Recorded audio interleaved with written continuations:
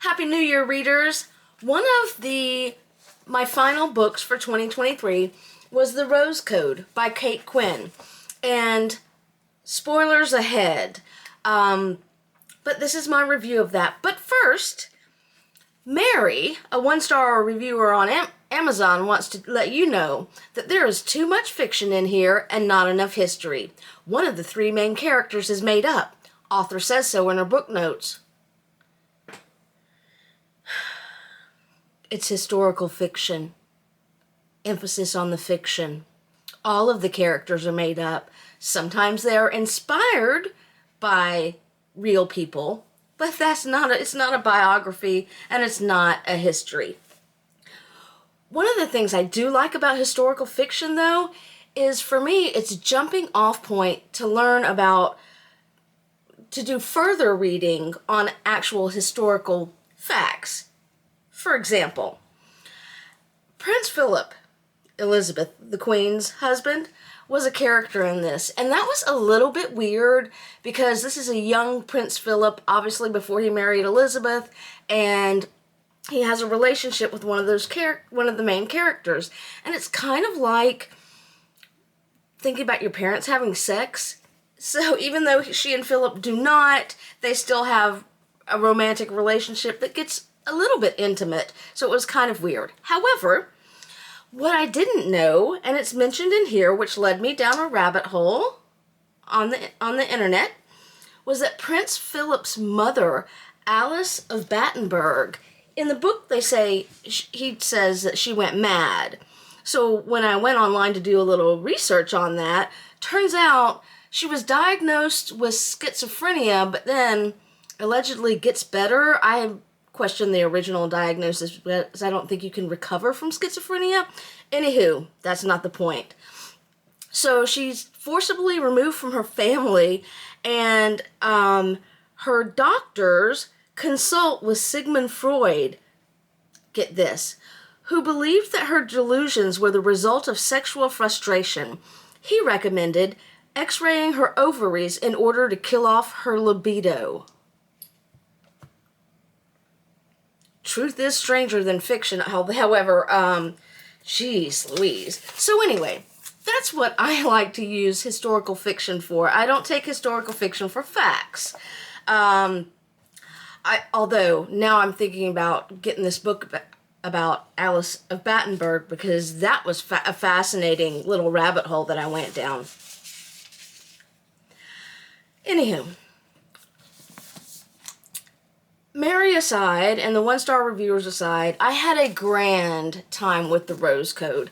I have read a lot of World War II historical fiction this year, and I have, my biggest criticism is that it's too romanticized. And I did not feel that this was. Obviously, there's romance. It's meant to be entertaining. But they also talk about the harshness of, she also talks about the harshness of war. And I'm trying to get to the point. You know, death and dying and bomb attacks. And it starts with three main characters. Osla, who we call Oz, Mabel, who I'm not sure, I went back and forth on how to pronounce her nickname, but I'm going to go with Mabe because it's short for Mabel, but it could be Mab. And Beth Ann, who's called Beth. They end up working at Bletchley Park, and there's a traitor. Someone in BP is a traitor. And when we open, it's right before the royal wedding, and Beth Ann is in an asylum. And Osla and Mabe get together, and you could tell there's been some sort of falling out because they do not get along. Anywho, they end up trying to, and succeeding in, getting Beth free from the asylum that she's in. However, along the road, we learn about their adventures and their work in Bletchley Park. One thing I really appreciated about this book is security, and how Oz goes to the people and says, hey, I think we need to tighten things up. I was able to walk out of this building with, and she brings out blank slips of paper. And there, of course, she's a woman. In fact,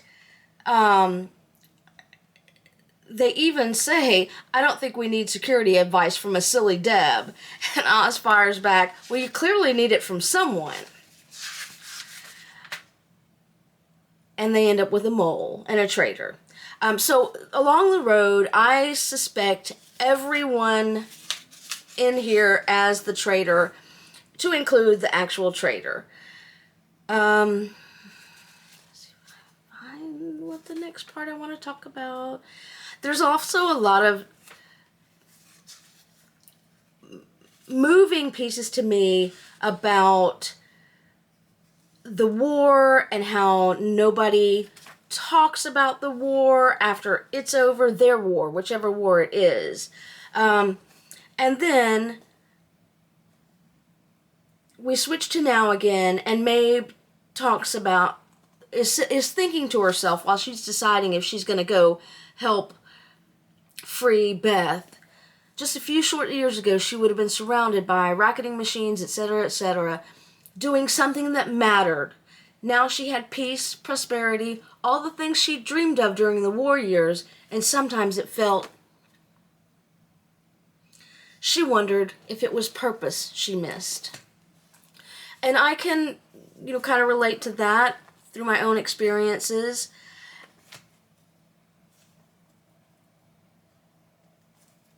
In the end, Maeve comes through. Did I call her Mab and Maeve? Whatever. Whatevs. Anywho.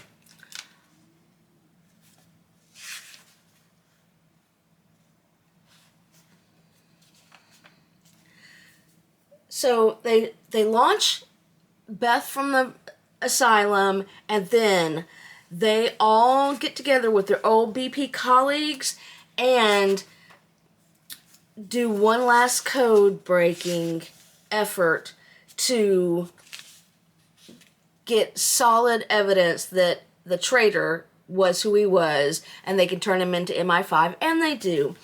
And there's a happy ending. Of course, there's got to be. Anywho, this is a rather rambling review. I will get better in the future. I'm used to doing these on Instagram where they give you they've tried to force you to use Reels, which cuts off videos at 1 minute and 30 seconds. So I'm used to doing really quick reviews, and I will do better at doing long ones. Anywho, this was a real winner for me, and it was a good way to finish off 2023 in as kind of a not so final book, because I've got one more that I read after this. But just a way to kind of wrap up my 2023, since a lot of it has been about World War II, fiction and nonfiction. And that's all I've got. I'll see you next time. Not with the book haul, because I'm done with those for 2024. Inshallah, the mass ones. Happy reading.